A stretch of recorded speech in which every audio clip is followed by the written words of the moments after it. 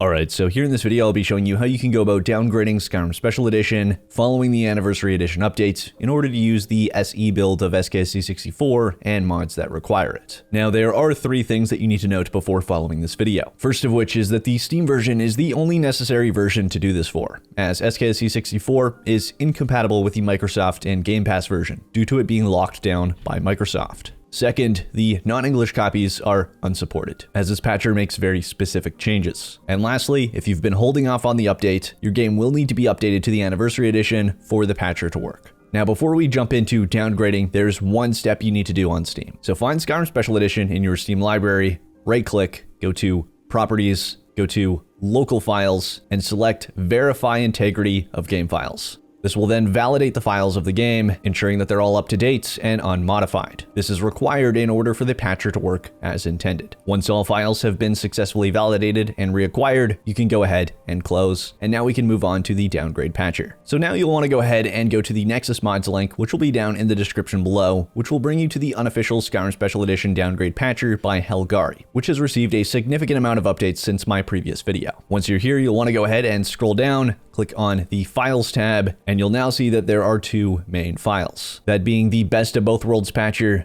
and the full patcher. The Best of Both Worlds patcher is the alternate experimental patcher that will only downgrade the Skyrim SE executable, a .dll file, and the start menu file. The purpose of this patcher is to ensure that you can still play with the new Anniversary Edition content while using the old version of SKSE64. The full patcher, on the other hand, is essentially the one from my previous video, as it downgrades everything. All the ESMs and BSA files are downgraded to their old SE state, with the major drawbacks being that you can't use the new Anniversary Edition content, and of course, the file size. You can see the disparity here, as the full patcher is 3 gigabytes, and the Best of Both Worlds is only 140.1 megabytes. So I'll be showing you the installation process for the Best of Both Worlds patcher here in this video. However, the installation process is the same, it will just take longer for the full patcher. So if you have any issues with this new experimental patcher, just verify your game files again to reacquire the updated files, and use the full patcher instead. So all you have to do is click the manual download button, and your browser might prompt you to either open or save as.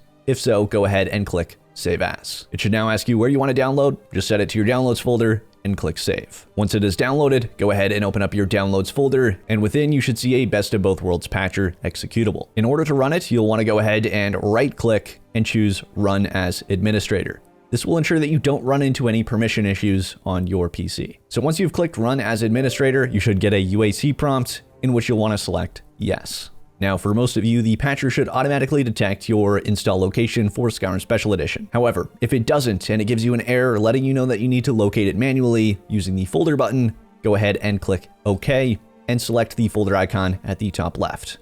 This will then allow you to direct it to your Skyrim SE executable. So go ahead and find where your Skyrim Special Edition is installed. Mine is personally on my game drive, in my Steam library, Steam apps, Common, and then Skyrim Special Edition. And within, you'll see your Skyrim SE executable. Select it and click Open. You should now see that the directory is filled with your Skyrim Special Edition install location. And at this point, you can go ahead and click Start Patching. It will then go through the patching process, which on this version will take only a few seconds, and it will let you know when it is finished patching and you can enjoy your game. And you can now close the patcher. And now when you launch the game using the SE build of SKSE64 and any mods that require it, it will now launch and run as intended. I'll show you that SKSE is indeed working, the mods that require it, as well as the new Anniversary Edition content. And now we can go ahead and load up a save, and we'll load into the Bloodchill Cavern, which is for the Bloodchill Manor, one of the new pieces of content added with the Anniversary Edition. And as you can see, we load in correctly, and the Bloodchill Manor is here. You can see that my SKSE mod in the top left is indeed working. We have SSE engine fixes enabled, and if we go ahead and open the menu, go to System, you can see that the SKSE version 2.0.20 is indeed loaded. Mod configuration menu shows up. We've got a Matter of Time, Sky UI, and Vivid Weathers. And as you can see, the don't move bug for most people has been fixed with the Best of Both Worlds downgrade patcher. Now, if at any point you want to revert to the downgrade and go back to the Anniversary Edition, or you want to use a different version of the patcher, all you need to do, as shown earlier in the video, is right-click Skyrim Special Edition in your Steam library, click Properties, go to Local Files, and click Verify Integrity of Game Files. Steam will then reacquire any updated files, as it will detect any missing files or ones that have been modified. Once the files have been successfully validated and reacquired, you'll now be on the Anniversary Edition update, allowing you to use mods that have been updated for it, or to use a different version of the patcher, as Steam will automatically reacquire the official files when it detects any that are missing or modified. But that's it for this video. Hope you all enjoyed or got something out of it. If you did, please smack that like button down below, subscribe to the fight if you haven't already, and ring that bell icon to stay updated in all of my future videos. It'd be super greatly appreciated as always. And until next time, this is Apoqsi signing off.